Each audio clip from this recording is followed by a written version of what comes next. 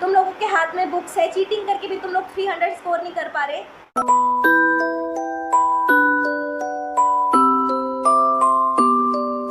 Hello everyone, this side Nagma, founder of Technical Group Coaching Center, and you are watching TGCC Legal. I welcome back you all in your own channel TGCC Legal. So after so long, I make this new video on demand that how to score more than 300 marks. This is not so much tough as we think. It is easy if you follow all the tips and guidance, and I make this video after discuss all these tips with 2 or 3 faculties plus 7 to 8 students who is scoring more than 340 marks. And so basically we can start this video. So as we all know, our exam is totally about application based exam. I know that you know about it. So application base exam में आपको focus करना है कि यहाँ पे cases कौन से लगेंगे। आप इतना एटलीस्ट पढ़ लेना कि आपको मालूम हो जाए केसेस कौन से लगेंगे। आई नो आपको केसेस मालूम पड़ ही जाएंगे, बट स्टिल खुद का भरोसा एक होता है कि पढ़ रखा है तो ज़्यादा भरोसा रहता है अपनी चीज़ों पे। अपनी चीज़ों को पूरा ट्रस्टवर्दी लेके चलना चाहिए। जिसको हम स्कोर करना है वो इतना तो पढ़ेगा। तो इसके बाद जब आपने केसेस पढ़ लिए तो केसेस अपना क्वेश्चन, अच्छा एप्लीकेशन जो क्वेश्चन आएगा ना उसको बहुत अच्छे से पढ़ना।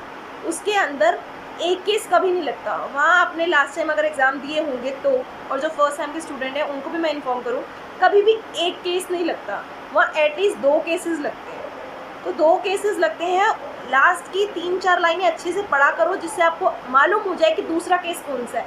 फर्स्ट तो बहुत ईजिली समझ आ जाता है, बिल्कुल सिमिलर देते हैं, पर सेकेंड वाले में थोड़ी सी चीज़ें ऐसे आती हैं जो आपको खुद से देखनी पड़ती है कि वो कौन से केस से है, और वो किसी ग्रुप पे शेयर नहीं होता।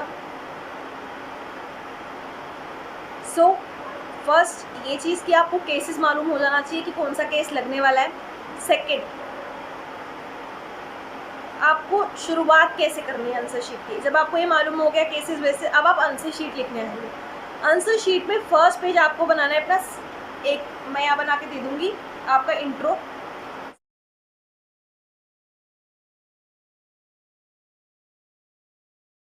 सेकेंड पेज आपको बनाना है जो आपके आंसर का फर्स्ट पेज होने वाला है।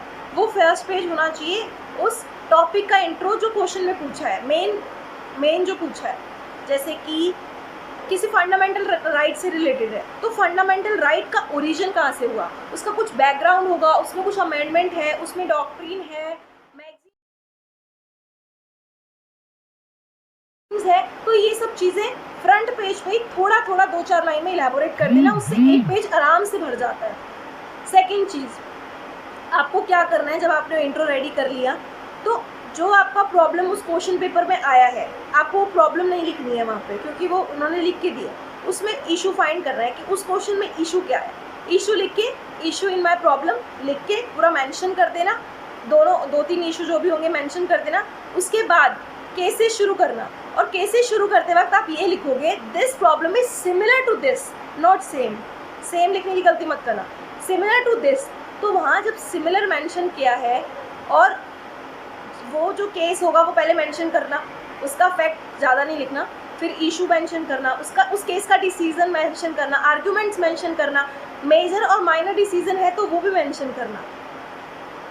मतलब मेजर जो हायर बेंच की, अगर बड़े बेंच की जजमेंट है तो उसको माइनर और मेजर में अच्छे से रिप्रेजेंट करना वहाँ पे। उसके बाद आपको क्या करना है, आर्टिकल, जो उस आर्टिकल या सेक्शन उस क्वेश्चन में लगा है तो उस आर्टिकल को इलेबोरेट करना है। ये गलती मत करना कि आप बेयर एक्ट से सारा चीटिंग करके लिख दो, क्योंकि टीचर्स को पता है कि आप लोगों के पास बेयर एक्ट है, आपके पास बुक्स है। तो कोशिश करो जितना भी लिखो वो अपनी लैंग्वेज में लिखो, ताकि टीचर को लगे कि इस बच्चे ने मेहनत की है। तो उसका आपको सिर्फ इंटरप्रिटेशन लिखना है, आपको पूरा आर्टिकल वहाँ से टेप के नहीं लिखना है। वो नहीं आपसे चाहते कि आप उन्हें सिर्फ शीटें भर के दो, वो बिल्कुल भी ये नहीं चाहते। वो ये चाहते हैं कि आप उनको मेंशन करके दो कि वो आर्टिकल जो है उस क्वेश्चन से कहाँ से मैच कर रहा है और उस आर्टिकल की इंटरप्रिटेशन क्या है। तो सिर्फ इंटरप्रिटेशन लिखनी है, जो मेरे हिसाब से 1-1.5 पेज में आ जाती है, 1 पेज में आ जाती है मान लेती हूँ। उसके बाद शुरुआत कैसे की है, फर्स्ट अपना टॉपिक का इंट्रोडक्शन, सेकंड केस लगा दिया, उसके बाद आर्टिकल को डिस्क्राइब कर दिया, फिर आर्टिकल और केस जो आपने अभी केस मेंशन किया है उससे लिंक करना, फिर सेकंड केस, सेकंड आर्टिकल, फिर उनका लिंक। लास्ट में आते हैं जो आपकी प्रॉब्लम का डिसीजन है। तो आपकी जो प्रॉब्लम आई है उसमें लिखना जजमेंट ऑन माय प्रॉब्लम। तो आपकी प्रॉब्लम की जो जजमेंट होगी वो मेंशन करना। अच्छा, जो आप केसेस मेंशन करोगे ना, उस केसेस के अंदर भी केसेस मेंशन करना, क्योंकि कुछ केसेस ऐसे होते हैं जो किसी की सपोर्ट से आते हैं, उसमें प्रेसिडेंट्स होते हैं, तो उनको भी मेंशन कर देना केसेस के अंदर। केसेस देखो, जब आप ऑफलाइन एग्जाम दे रहे हो तो मेरे को मालूम है कि केसेस सारे याद नहीं रहते हैं, पर अभी तो आपके हाथ में बुक है, तो आप ये चीज़ ज़रूर करना कि केसेस के अंदर केसेस मेंशन कर पाओ तो करना, अगर रिलेट करता है तो। ज़बरदस्ती उसमें मत घुसाना अगर आपके क्वेश्चन से रिलेट नहीं कर रहा है तो। सो लास्ट में अभी आपने जजमेंट डाल दिया अपने प्रॉब्लम की, उसके बाद एक व्यू डालना। व्यू मतलब कि जो आपको लगता है कि इनका जजमेंट जो है वो गलत है, क्योंकि ये सारी जजमेंट पुरानी होती हैं। अगर आज की सिचुएशन से मैच किया जाए तो शायद हो सकता है वो जजमेंट गलत हो, तो बेसिकली आप वहाँ उस चीज़ को मेंशन करना कि ये जजमेंट आज की सिचुएशन से रिलेट नहीं करती है, इसको चेंज करना चाहिए, या जो डिसीज़न हुआ है आपको नहीं अच्छा लगा, रीज़न दे देना। एक तो पेज भर जाएगा, और दूसरी चीज़ उनको टीचर्स को भी लगेगा कि इस बच्चे में भी दिमाग है, तो बेसिकली उसके अकॉर्डिंग आपको ज़्यादा मार्क्स मिलने के चांसेस रहेंगे।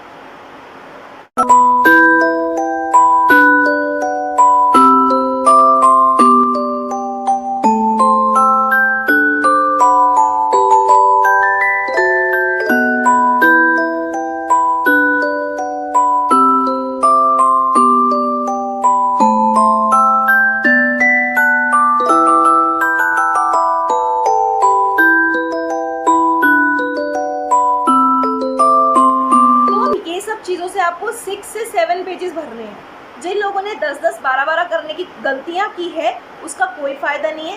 डेमो मैं यहाँ दिखा दूंगी, आप देख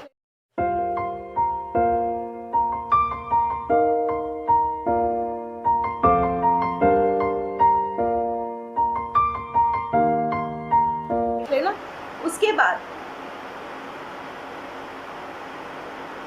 जो भी आप लिखोगे 6-7 पेज ही लिखना है, ज़्यादा नहीं लिखना। तो राइटिंग पे ध्यान देना, राइटिंग अच्छी होनी चाहिए, और जिनकी राइटिंग अच्छी नहीं है वो ज़्यादातर हाइलाइटर का यूज़ करना कि टीचर आपकी वो चीज़ तो एटलीस्ट पढ़े। क्योंकि मैं भी एक टीचर हूँ, तो मुझे मालूम है कि अगर आप किसी टीचर को उनको पेन नहीं देते, मतलब उनको भी ईजिली सब चीज़ें समझ आती है, तो वो आपको ज़्यादा मार्क्स देते हैं।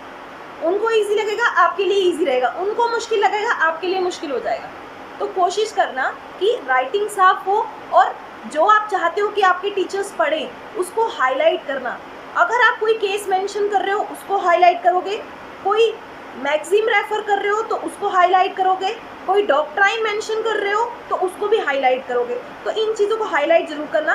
ब्लैक और ब्लू पेन का यूज़ करना। हाईलाइटेड का मतलब है ब्लैक पेन से लिखना, और नॉर्मली आप ब्लू ज़्यादा यूज़ करें तो ज़्यादा अच्छा है। उसके बाद अब कुछ चीज़ें ना केसेस में आपके ऐसे भी रहेगी जो आप चाहोगे कि वर्ड टू वर्ड होनी चाहिए, तो जब आप अपने केसेस पढ़ रहे होगे आप उसी टाइम उसको मार्क कर लेना। मुझे भी मालूम है कि ऑनलाइन एग्जाम है, तो सेकंड टाइम पढ़ने का मन किसी का ही करेगा, सबका नहीं करेगा। तो अगर आप फर्स्ट टाइम में उसको मेंशन कर लोगे तो अच्छा ही होगा कि आप उस टाइम वर्ड टू वर्ड उतार लो, क्योंकि इतना टाइम नहीं मिलेगा कि आप उस केस को दोबारा पढ़ सको और कर सको। इतना टाइम नहीं होता है, जो 3 घंटे होते हैं और चौथा घंटा अपलोडिंग का मिलता है आपको। तो जैसे ही आप आंसर कर लो, चौथा घंटा जो अपलोडिंग का होता है तो उसमें भी आप आंसर ही लिखते रहते हो। तो एक काम जरूर करना, अपने साथ मम्मी पापा भैया भाभी किसी को भी रखना, कोशिश करना, और नहीं हो तो खुद भी कर सकते हो।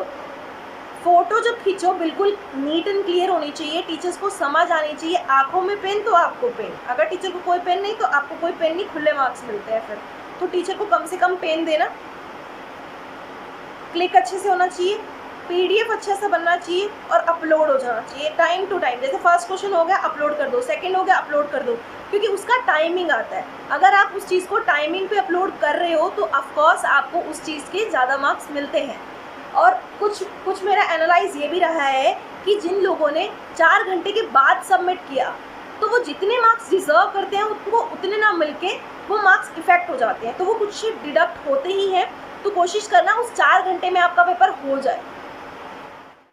और जैसे कि आपको ज़्यादातर लोग बोलते हैं तुम लोगों के हाथ में बुक्स है, चीटिंग करके भी तुम लोग 300 स्कोर नहीं कर पा रहे, तो बेसिकली उन लोगों को जाकर बोलना ऑनलाइन एग्जाम देकर देखो, समझ आ जाएगा।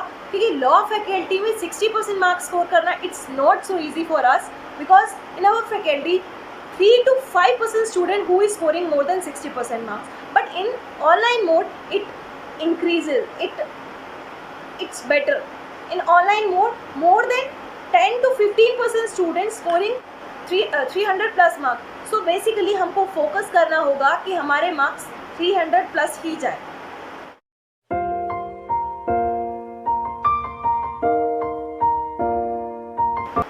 जैसे अब एक चीज़ मैं अपना पर्सनल एक्सपीरियंस आपसे ज़रूर शेयर करना चाहूँगी. मेरा फर्स्ट एग्ज़ाम ऑनलाइन मोड में कॉन्स्टिट्यूशन का हुआ है. तो कॉन्स्टिट्यूशन के अंदर जब फर्स्ट क्वेश्चन आया, फर्स्ट क्वेश्चन उसमें दिल लग जाता है. फर्स्ट एग्ज़ाम है, फर्स्ट क्वेश्चन है. हमने उस टाइम तक ना क्वेश्चन को डिवाइड नहीं किया हुआ कि इस क्वेश्चन को कितना टाइम देना है. 4 क्वेश्चन होते हैं, उसके हिसाब से टाइम अपना डिवाइड कर लो और कोशिश करो 45 मिनट्स में एक क्वेश्चन हो जाए और 15 मिनट में अपलोड हो जाए. अगर नहीं हो पा रहा तो 50 मिनट तक करने की कोशिश करना, और अगर नहीं हो रहा तो उसको वहीं छोड़ के दूसरे क्वेश्चन पे लग जाना. नहीं तो अगर आपने एक क्वेश्चन छोड़ दिया तो उसके ज़्यादा मार्क्स कटेंगे. 3 क्वेश्चन को ज़्यादा दिल लगा के किया तो उसका कोई फ़ायदा नहीं होने वाला. 4 क्वेश्चन अटेम्प्ट करने हैं, एक भी नहीं छोड़ना और टाइम मैनेजमेंट रखनी है. पहला क्वेश्चन दिल लगा के नहीं करना है, टाइम बांट लेना. मुझसे ये गलती हुई है तो उस वाले एग्ज़ाम में मैंने जल्दी किया. लास्ट क्वेश्चन छोटा हो गया, पहला क्वेश्चन बड़ा. फर्स्ट क्वेश्चन मैंने अराउंड 12 to 13 पेजेस कर दिए थे, जो मेरी गलती है. और मुझे मार्क्स भी नहीं मिले, उसमें 60 मार्क्स मिले हैं मुझे. बाकी सब में मेरे 60 प्लस है, तो कोई फ़ायदा नहीं हुआ. ये सब तो करना है, पर अच्छी राइटिंग में करना टास्क है. राइटिंग अच्छी होगी तो ही मार्क्स मिलेंगे.